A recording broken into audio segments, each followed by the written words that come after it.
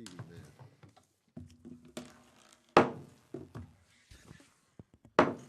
We'd like to call to order the September 13th, 2016 Recreation Meeting. We'd like to stand where all councilmen are present except Councilman Dempsey Lambert. At this point, we'll go ahead and stand for the Pledge of Allegiance and invocation led by Mr. Oliver Joseph. Bow our head today to bless everyone in Ascension Parish to get through these rough times. Hope everyone is doing everything to assist everyone to help from this recovery. Dear Lord, also make sure that we get all our kids out there for recreation safe this year. Make sure the playgrounds and everything is safe. And Lord, bless us to make the right decision for the kids of Ascension Parish. Thank you.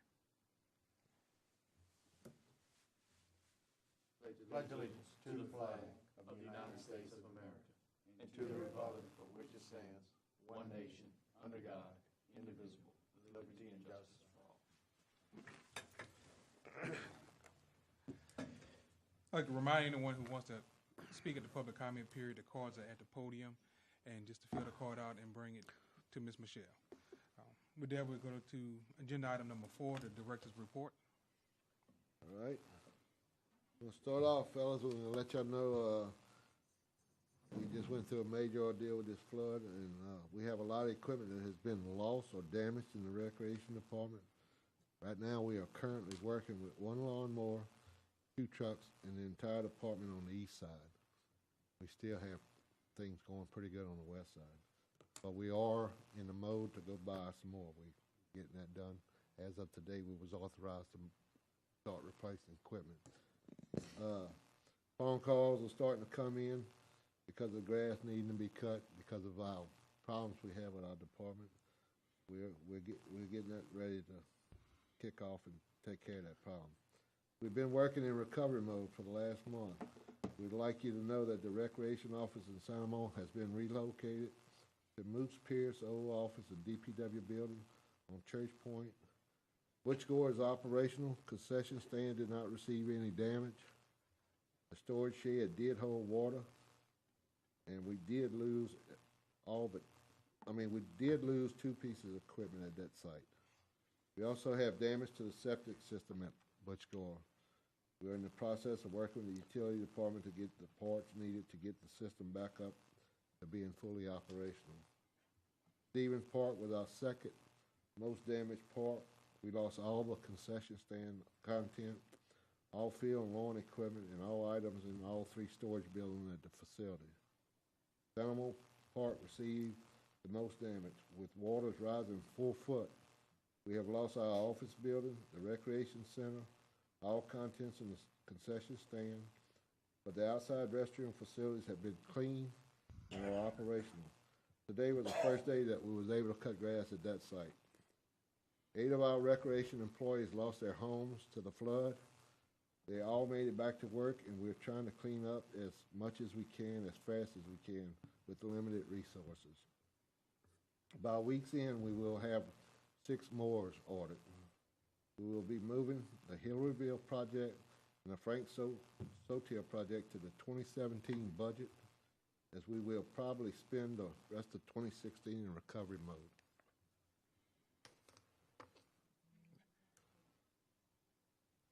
Any questions, or would y'all? I think we'll probably let them do agenda item number 5 and then ask the questions after he gives the fall report as well. So we're gonna hold all questions until after you do agenda item number 5 as well, the fall activities. Fall ball, is that the one? Fall ball activities have been canceled. So many people have flooded, and recreation does not currently have the equipment to maintain the fields properly. It has also rained continually since the flood, and forecasts showing more rain. This delay would run into basketball and flag football seasons. Any questions? Councilman Joseph. Yeah, and once again, I hate to bring this up like this, but Go for it, bro.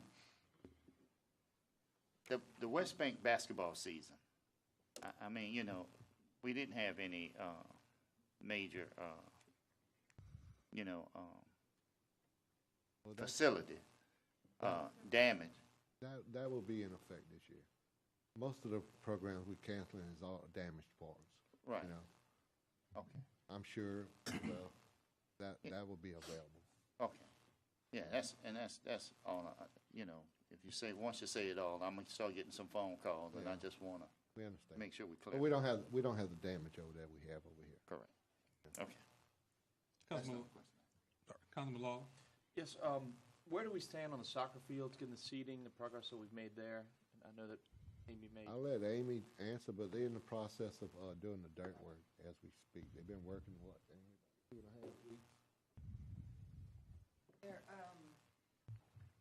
Good evening. According to the status report I received today, right now, they've been able to move and do a little bit of dirt work. They're still drying some areas. I mean, it's just a simple matter of that. They believe that we'll be able to start digging next week, which part of the plan is to extend that pond area, pull some of that dirt to build up the fields area. So they should be able, or hoping, we'll be able to dry out enough so that they can start moving and digging in, digging out and moving in some more dirt. So that right today is the status right now in the plan of action for the next week. I do know and I anticipate that we're probably going to have a request for some a change order, and that's just because of rain days. We had so much built into the program already, the project already, but of course, with the flooding, that far exceeded, what we've kind of built in. So I'll have a report back to you. We're waiting for that from the contractor, and I'll be able to kind of give y'all a briefing just by email, if that's acceptable, to let you know this is what we're anticipating, and of course, bring it back before you, for consideration when it officially comes through. Okay. and what type of costs are we looking at as far as to the Recreation Department based on the flooding? Those figures are not completely in yet. It's Okay. pretty devastating. We're still working on the list. We're trying to itemize it. It's still not complete. As far as the cost to replace those lawnmowers, would that be covered by insurance, or that's going to be a cost?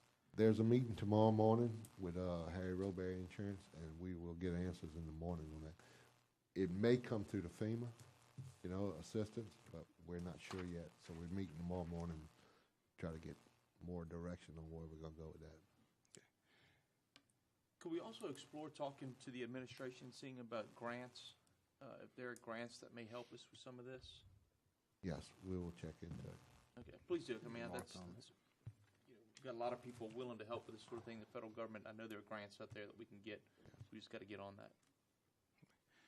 And also, I've been talking to Ms. Michelle regarding fall baseball. I know as of right now it's going to be canceled, but we're talking about maybe doing some type of abbreviated schedule with no cost to the residents to try to get the kids something to do on the weekend, maybe just playing on Saturday or just on a Sunday, and finding maybe some companies that will be willing to donate the uniforms, anything that may be needed to just provide those kids something to do on the weekend. And I told Michelle that, if we can get that up and running, I will make sure that, my company will make sure we donate at least one set of uniforms for at least one team out there. I guess the big question with that, Travis, is the fields suitable to be played on right now? Well, the field's one that really damaged. It's Okay. just the equipment good. problem we're having now. Would we be do have- concessions and restrooms would Yes. have to be available. Yes, we do have some work to do on some of the fields, and Yeah. normally you do that when the winter comes and kills Yeah. the grass. I know we got 2 fields we have to rebuild, and that's in the plan. We're not gonna stop that. We're gonna continue to try to have everything up to par come next spring, We're not gonna kill everything that's going on, but we are in recovery mode, trying to get everything to do our work with, right at this moment. And I'm sure we had a lot of electrical damage also, some of Not a the lot, transformers. Ty. Not really? Not a lot. We, Good.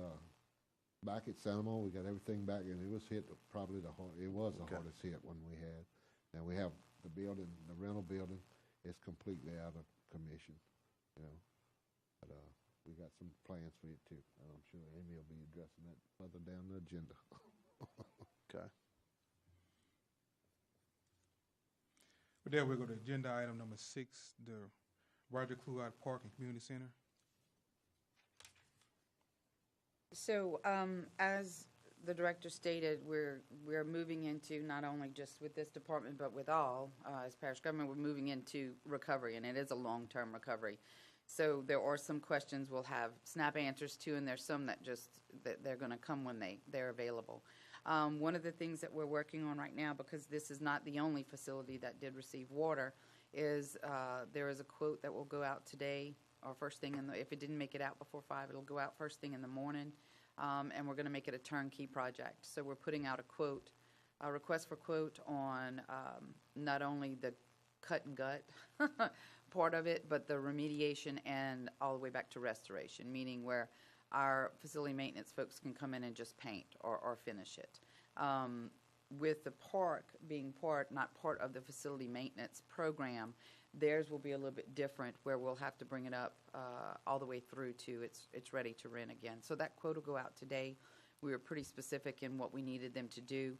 One of the things that we're going to request is, of course, they be mold remediation certified, and they're going to give us a certificate saying it's dry, it's clean, it's ready before they even proceed to close up walls and stuff. So we're in the process of doing that. There's also an area outside that we have a cleanup crew and working or preparing to work outside, where a yard that was holding some stuff, so we're working on that as well. Santamar Park is, again, one of the most hardest hit.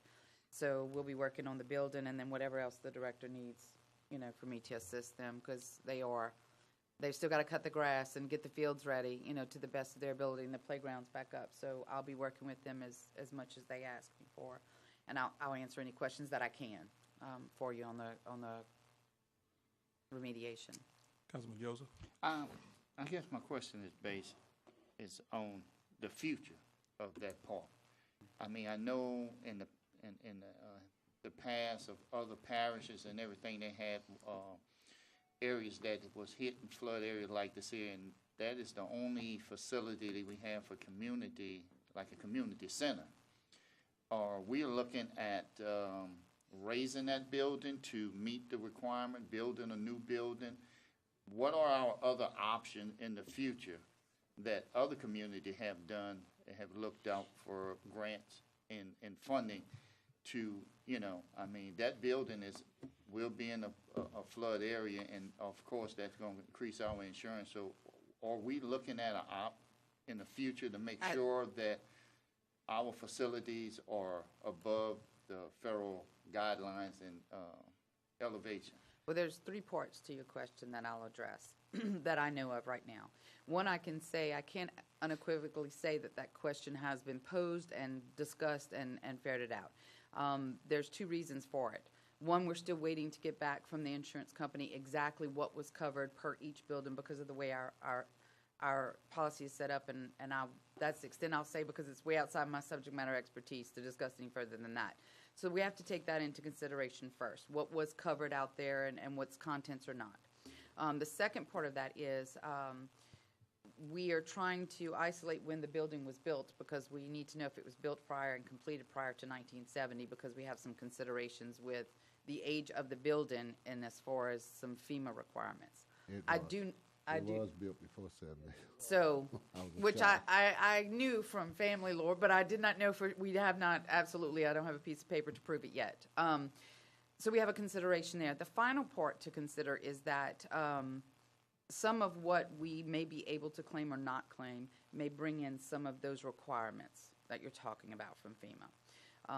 So right now, in just an interest of protecting the infrastructure itself, anticipating that we will use the facility again, the priority is just to get it cleaned, aired out, and remediated as soon as possible.